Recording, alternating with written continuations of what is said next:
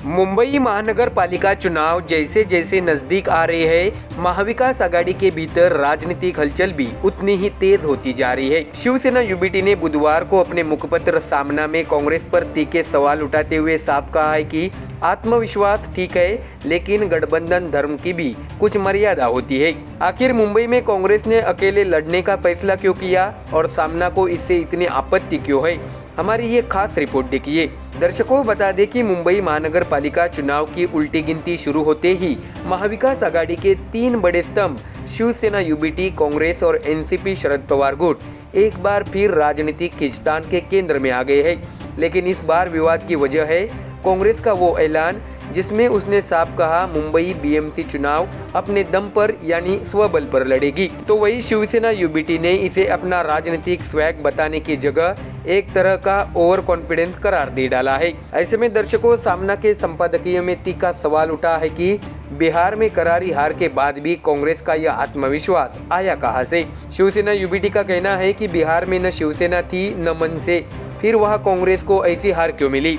अगर बिहार की हार के बाद भी कांग्रेस को लगता है कि वह मुंबई में अकेले चमत्कार कर देगी तो यह आत्मविश्वास काबिले तारीफ जरूर है, लेकिन राजनीति में यथार्थ से बड़ी कोई चीज नहीं होती। ऐसे में बीएमसी सिर्फ एक चुनाव ही नहीं, ये मुंबई का पूरा सत्ता समीकरण तय करता है। या अकेले लड़ने का फैसला किसी भी पार्टी के लिए रिस्की होता है। ऐसे में दर्शकों, सामना ने कांग्रेस की उस दलील पर भी चोट की कि शिवसेना और मनसे की नजदीकियों से मुस्लिम और उत्तर भारतीय वोट कांग्रेस से खिसक सकते हैं। शिवसेना यूबीटी का तर्क है कि मुंबई का मुस्लिम और हिंदी भाषी समाज आज बीजेपी की नीतियों से सबसे ज्यादा नाराज है और स्वाभाविक रूप से महाविकास आघाड़ी के साथ खड़ा है। ऐसे में मनसे से दूरी बनाने की मजबूरी कांग्रेस की अपनी सोच है, वोटरों की नहीं। तो वही शिवसेना यूबीटी ने एक और बड़ा सवाल खड़ा किया है कि हाल ही की मुंबई विपक्षी रैली में बाएं दलों से लेकर क्षेत्रीय पार्टियों तक ऑल यूनाइटेड दिखाई दी। राज ठाकरे भी लोकतंत्र की लड़ाई में विपक्ष के साथ खड़े नजर आए। ऐसे में दर्शकों, सामना से ये सवाल उठा है कि जब सब एक मंच पर आ सकते हैं तो कांग्रेस ही दूरी क्यों बनाए रखती है। मंच पर न आना क्या 2025 की राजनीति है या फिर स्थानीय समीकरणों से जुड़ी कोई आशंका है। यूबीटी का कहना है कि हमने किसी से दूरी नहीं बनाई है, मुंबई के लिए हम सब एक है। कांग्रेस को भी गठबंधन की मर्यादा समझनी चाहिए। ऐसे में दर्शकों, सामना ने अपनी बात और आगे बढ़ाई कि मुंबई में कांग्रेस अगर स्वबल का नारा दे रही है तो क्या महाराष्ट्र की बाकी 27 नगर पालिकाओं में भी वो अकेले लड़ेगी। यूबीटी ने इसे अव्यवहारिक करार देते हुए कहा है कि गठबंधन राजनीति में एक दूसरे को समझना ही सबसे बड़ा हथियार होता है। मुंबई जैसे हाई स्टेक चुनाव में अगर साझेदारी टूटती है तो इसका फायदा सीधा सीधा बीजेपी को मिलेगा। ऐसे में दर्शकों, सामना के संपादकीय का सबसे दिलचस्प हिस्सा ये रहा कि राज ठाकरे की एंट्री से मराठी वोटरों के एकजुट होने की बात। यूबीटी का दावा है कि महाराष्ट्र का मराठी वोटर आज पहले से ज्यादा एकता चाहता है और राज ठाकरे की सक्रियता इस एकता को और मजबूत बनाएगी। यूबीटी को भरोसा है कि मनसे और शिवसेना का साथ नुकसान नहीं बल्कि महाविकास आघाड़ी के लिए लाभ भी लाएगा। तो दर्शकों, महाविकास आघाड़ी की तस्वीर साफ है। यूबीटी और एनसीपी एक मंच पर मजबूती से खड़े हैं। कांग्रेस चाहे तो अकेले लड़े, ये उसका राजनीतिक अधिकार है, लेकिन सवाल बड़ा है, क्या बीएमसी चुनाव में स्वबल की राजनीति सत्ता तक पहुंचाएगी या फिर आघाड़ी की एकजुटता को टूटने का खतरा पैदा करेगी। ऐसे में दर्शकों, मुंबई की राजनीति गर्म है और आने वाले दिनों में ये और गर्माई नजर आएगी। तो दर्शकों, फिलहाल इस खबर में इतना ही। देश और दुनिया की बाकी और खबरें जानने के लिए जुड़े रहिए हमारे चैनल MDR न्यूज के साथ। धन्यवाद। महाराष्ट्र में बीएमसी और स्थानीय निकाय चुनाव की उल्टी गिनती शुरू हो चुकी है और इसी के साथ सत्तारूढ़ महायुति के भीतर खींचतान खुलकर सतह पर आ गई है। बीजेपी ने साफ संकेत दे दिया है कि नवाब मलिक को चुनावी प्रभावी बनाकर एनसीपी आएगी तो मुंबई में गठबंधन संभव नहीं। ऐसे में दर्शकों, आखिर इतनी तल्खी क्यों? बीजेपी किस बात पर अड़ी है और एनसीपी अजित पवार गुट क्या संदेश देना चाहती है? देखिए हमारा ये स्पेशल रिपोर्ट पैकेज इसी राजनीतिक टकराव की पूरी कहानी बताता है। दर्शकों, आपको जानकारी दे कि महाराष्ट्र की सत्ता संभाल रही महायुति चुनावी मैदान में उतरने से पहले ही महाविवाद का सामना कर रही है। बीजेपी ने साफ शब्दों में कह दिया है कि नवाब मलिक की मौजूदगी में मुंबई में किसी भी तरह की सीट बंटवारे की बातचीत संभव ही नहीं। बीजेपी के नेता आशीष शेलार ने बताया है कि ये विरोध किसी व्यक्ति से नहीं, आरोपों की गंभीरता से है। बीजेपी किसी ऐसे नेता के साथ नहीं खड़ी हो सकती जिन पर मनी लॉन्ड्रिंग और अंडरवर्ल्ड से संबंध जैसे आरोप हो। ऐसे में बीजेपी का साफ रुख है। बीजेपी अपनी लाइन बिल्कुल स्पष्ट कर चुकी है, सिद्धांतों से समझौता नहीं होगा। पार्टी को आशंका है कि नवाब मलिक के साथ एक मंच पर दिखना उसके कोर वोट बैंक को नुकसान पहुंचा सकता है। बीजेपी नेता आशीष शेलार के बयान के बाद पार्टी नेतृत्व ने भी यह संदेश दिया है कि जब तक मलिक चुनाव प्रभारी है कोई गठबंधन चर्चा नहीं होगी। तो वही दूसरी तरफ देखें तो एनसीपी अजित पवार गुट बिल्कुल अलग स्वर में है। एनसीपी के वरिष्ठ नेता प्रफुल्ल पटेल कह रहे हैं कि नवाब मलिक पर दोष सिद्ध नहीं हुआ है और जिम्मेदारियां देना पार्टी का आंतरिक फैसला है। उनके मुताबिक महायुति एकजुट है, कोई फूट नहीं है। इसके साथ ही प्रफुल्ल पटेल ने यह भी कहा है कि नवाब मलिक पार्टी के वरिष्ठ सहयोगी है, उन पर कोर्ट ने कोई दोष तय नहीं किया है। गठबंधन पूरी तरह एकजुट है। ऐसे में दर्शकों, नवाब मलिक और बीजेपी के बीच तनाव कोई आज की कहानी नहीं। साल 2014 के बाद विपक्ष में रहते हुए मलिक ने लगातार बीजेपी सरकार पर तेज और आक्रामक हमले किए थे। ऐसे में मोड़ आया 2021 का, जब मलिक ने एनसीपी अधिकारी समीर वानखेड़े और केंद्र पर गंभीर आरोप लगाए। यही वो समय था जब ईडी ने उन्हें कुर्ला लैंड डील समेत कई वित्तीय आरोपों में गिरफ्तार किया। तब से बीजेपी का रुख और भी सख्त होता चला गया। ऐसे में दर्शकों, जानने वाली बात यह है कि आखिर इस विवाद के मुख्य कारण क्या है। बता दें कि दाऊद इब्राहिम गैंग से जुड़े होने के आरोप, कुर्ला जमीन सौदे में अनियमितता, बीजेपी और केंद्र पर मलिक के आक्रामक बयान, महायुति का हिस्सा बनकर चुनाव मैदान में वापसी और बीजेपी का अपने पुराने आरोपों से पीछे हटने से इनकार। ऐसे में राजनीतिक विश्लेषक मानते हैं कि बीजेपी के लिए नवाब मलिक को एकदम से स्वीकार करना आसान नहीं है।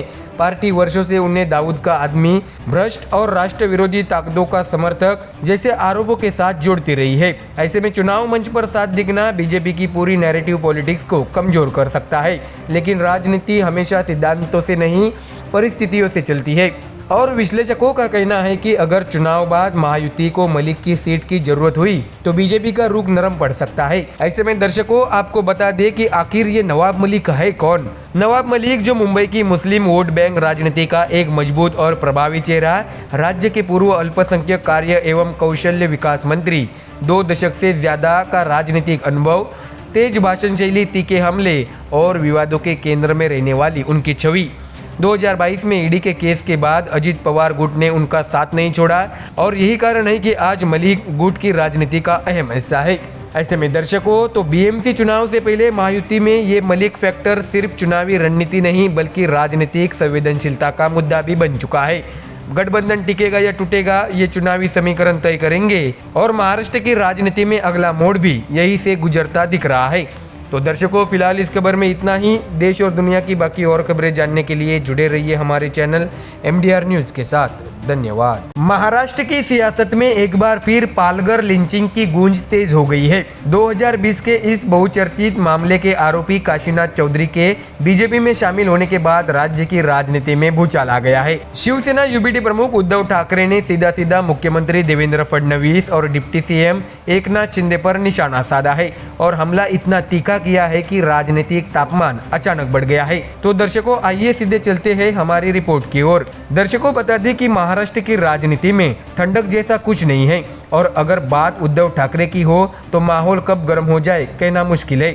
लेकिन इस बार आग उस मुद्दे पर लगी है जिसे बीजेपी ने खुद ही अपने दौर में बड़ा बनाया था, पालघर लिंचिंग। बता दें कि 2020 में साधुओं की हत्या के इस दर्दनाक घटना के एक आरोपी काशीनाथ चौधरी के बीजेपी में शामिल होते ही उद्धव ठाकरे भड़क उठे हैं। मुंबई में पार्टी कार्यकर्ताओं को संबोधित करते हुए उन्होंने सवाल दागा कि जब मैं मुख्यमंत्री था तब हमें हिंदुत्व विरोधी बताया गया, आज वही काशीनाथ चौधरी बीजेपी में शामिल हो रहा है। अगर वह दोषी था तो पार्टी में क्यों लिया और अगर निर्दोष था तो जेल में क्यों डाला गया। तो वही दर्शकों, उद्धव ठाकरे यही नहीं रुके, उन्होंने कहा है कि बीजेपी को न सिर्फ शिवसेना से बल्कि पूरे हिंदू समाज से माफी मांगनी चाहिए। यह मामला सिर्फ पालघर तक सीमित नहीं था, इसका राजनीतिक निशाना प्रदेश की पूरी महायुति सरकार भी थी। राज ठाकरे ने एकनाथ शिंदे को बिना नाम लिए याद दिलाया कि जिस हिंदुत्व की बात कर रहे हैं वे सत्ता में बैठे हैं, उसकी नींव शिवसेना ने ही उन्हें सौंपी थी। उद्धव ठाकरे ने यह भी कहा है कि 25 साल साथ रहे, हिंदुत्व के नाम पर हमारे साथ चले, गांव गांव घुमाए, लेकिन जैसे ही ऊपर पहुंचे हमें ही लात मार दी। दिल्ली एक समय मराठा घोड़ों की टाप से हिलती थी, आज वही दिल्ली के जूते चाटते दिख रहे हैं। ये भगवा परिवार के नहीं, ये गद्दार है। ऐसे में दर्शकों, तीखे शब्द, सीधा चोट और राजनीतिक कमान का साफ संकेत है कि 2025 के चुनाव करीब है और उद्धव ठाकरे किसी भी सियासी प्रहार को हल्के में लेने के मूड में नहीं है। लेकिन उद्धव का हमला सिर्फ पालघर और शिंदे तक सीमित नहीं रहा। उन्होंने ड्रग्स माफिया को टिकट देने के आरोपों के साथ केंद्र सरकार को भी घेरा। उन्होंने बताया कि देश बर्बाद हो रहा है, कोई भी आए जांच पड़ताल नहीं, बस पार्टी में भर्ती कर लो। ड्रग्स माफिया को मेयर का टिकट दे दिया जाता है, ये कैसा राष्ट्रवाद है। उद्धव ने यह भी कहा है कि बीजेपी अपने विरोधियों पर तो लव जिहाद का आरोप चिपका देती है, लेकिन जब वही काम पार्टी खुद करती है तो वो अमर प्रेम कहलाता है। ऐसे में दर्शकों, उद्धव ठाकरे के भाषण का एक बड़ा हिस्सा शिव सैनिकों का मनोबल बढ़ाने में भी गया। उन्होंने बाला साहेब ठाकरे के दौर की याद दिलाई और 1977 की वह मशहूर घटना भी, जब जनता पार्टी की मुंबई रैली शिव सैनिकों के एक संकेत पर भी कर गई थी। उन्होंने कहा है कि व्यक्ति उम्र से नहीं, सोच से बूढ़ा होता है। आप लोग बाला साहब की डालते आज भी है, शिवसेना आपकी वजह से जिंदा है और किसी की वजह से नहीं। ऐसे में दर्शकों, कुल मिलाकर उद्धव ठाकरे का संदेश साफ था, ये लड़ाई सिर्फ सत्ता की नहीं, पहचान की है और बीजेपी को पालघर मामले पर जवाब देना ही होगा। दूसरी तरफ बीजेपी इस मुद्दे पर सफाई देती दिख रही है कि काशीनाथ चौधरी के मामले की जांच कोर्ट और एजेंसियों ने की है, लेकिन राजनीतिक विवाद अब खुल चुका है और महाराष्ट्र की राजनीति में ऐसे मुद्दे चुनाव तक ठंडा पड़ते नहीं बल्कि और ज्यादा भड़कते हैं। तो दर्शकों, पालघर लिंचिंग जैसा संवेदनशील मामला एक बार फिर महाराष्ट्र में राजनीतिक तूफान ला चुका है। उद्धव ठाकरे के निशाने पर बीजेपी और महायुति सरकार दोनों हैं। अब देखने वाली बात यह होगी कि बीजेपी इस आरोपों की आंधी को कैसे रोकती है और क्या यह मुद्दा आने वाले चुनाव में बड़ा असर डालता है। फिलहाल इतना तय है कि महाराष्ट्र की राजनीति एक बार फिर उबाल पर है। तो दर्शकों, फिलहाल इस खबर में इतना ही। देश और दुनिया की बाकी और खबरें जानने के लिए जुड़े रहिए हमारे चैनल MDR न्यूज के साथ। धन्यवाद। मुंबई में होने वाले BMC चुनाव से ठीक पहले सियासत में बड़ा उलटफेर। महायुति से लड़ रही विपक्षी पार्टियों के बीच अब एक नया समीकरण तैयार हो गया है। शरद पवार की पार्टी ने उद्धव ठाकरे और राज ठाकरे दोनों के साथ आने का फैसला ले लिया है, लेकिन इसी फैसले ने कांग्रेस खेमे में मतभेद की नई लकीर खींच दी है। सवाल ये है कि क्या MUA टूट रहा है या नया महागठजोड़ आकार ले रहा है। तो दर्शकों, आइए आपके लिए लेकर आते हैं मुंबई नगर चुनाव की राजनीति में सबसे बड़ा मोड़। दर्शकों, आपको बता दें कि मुंबई भारत की आर्थिक राजधानी और BMC चुनाव जहां राजनीति की हर चाल राष्ट्रीय असर छोड़ती है।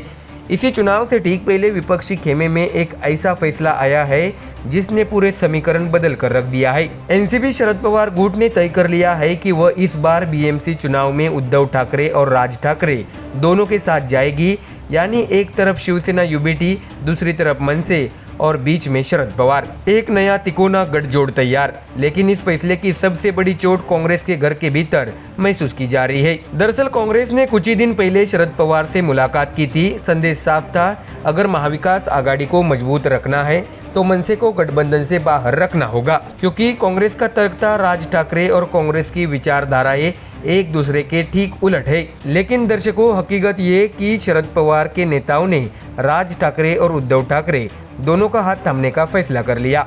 एनसीपी नेताओं का कहना है कि बीजेपी को हराना है तो सभी को साथ आना चाहिए, पुराने मतभेद भूलकर आगे बढ़ने का समय है। ऐसे में दर्शकों, शरद पवार का यह कदम सीधा मैसेज देता है, बीजेपी को पछाड़ने के लिए हर तरफ का वोट एकजुट करना जरूरी है। लेकिन यह रणनीति अब महाविकास आघाड़ी के भीतर गर्मी पैदा कर रही है।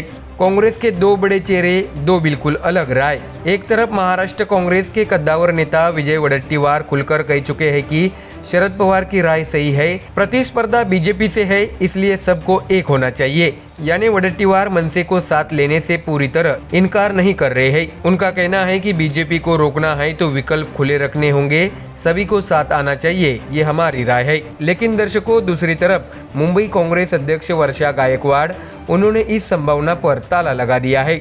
उनका कहना है कि मुंबई कांग्रेस ने फैसला ले लिया है, जो पार्टियां पहले कांग्रेस के खिलाफ खड़ी रही है उनके साथ चुनावी तालमेल बिल्कुल संभव नहीं। उनका ये भी कहना है कि हम लड़ने और टकराने वाली पार्टियों के साथ गठबंधन नहीं करेंगे, हमारे लिए वैचारिक स्पष्टता जरूरी है। यानी दर्शकों, कांग्रेस के भीतर ही दो आवाजें, एक व्यवहारिक राजनीति का रास्ता, दूसरी आदर्श और विचारधारा की दीवार। इसी बीच राज ठाकरे की मनसे ने भी यह साफ कर दिया है कि वह महाविकास आघाड़ी के आधिकारिक हिस्से नहीं है, लेकिन सीटों का बंटवारा, चुनावी रणनीति और बीजेपी को रोकने का एजेंडा, इन सब में मनसे शामिल रहेगी या नहीं, यह बड़ा सवाल बन गया है। दर्शकों, जानकारी दी कि बीएमसी चुनाव सिर्फ राजनीतिक समीकरण का नहीं, मुंबई के स्थानीय मुद्दे, सड़कों, हेल्थ, फंड्स, ट्रांसपेरेंसी, इनका भी चुनाव है। और यही वजह है कि हर पार्टी अपनी ताकत के हिसाब से ही सही पार्टनर ढूंढ रही है। ऐसे में दर्शकों, क्या शरद पवार का मास्टर स्ट्रोक विपक्ष को बड़ा बना देगा या कांग्रेस का अंतर्विरोध महाविकास आघाड़ी को भीतर ही भीतर कमजोर कर देगा? क्या मनसे का साथ वोट जोड़ देगा या हिंदुत्व वोटों में उल्टा कटाव करेगा? मुंबई का सबसे प्रतिष्ठित चुनाव अब बहुत दिलचस्प मोड़ पर है। ऐसे में दर्शकों, तो शरद पवार ने खेल का रुख बदल दिया है। कांग्रेस अभी भी दुविधा में है और मनसे अपनी शर्तों पर चलना चाहती है। बीएमसी के मैदान में किसका गठजोड़ टिकेगा और किसका ढह जाएगा, ये अगले कुछ दिनों में साफ हो जाएगा। फिलहाल एक बात तो तय है कि मुंबई में चुनावी तापमान पूरी तरह चढ़ चुका है। तो दर्शकों, फिलहाल इस खबर में इतना ही। देश और दुनिया की बाकी और खबरें जानने के लिए जुड़े रहिए हमारे चैनल MDR न्यूज के साथ। धन्यवाद।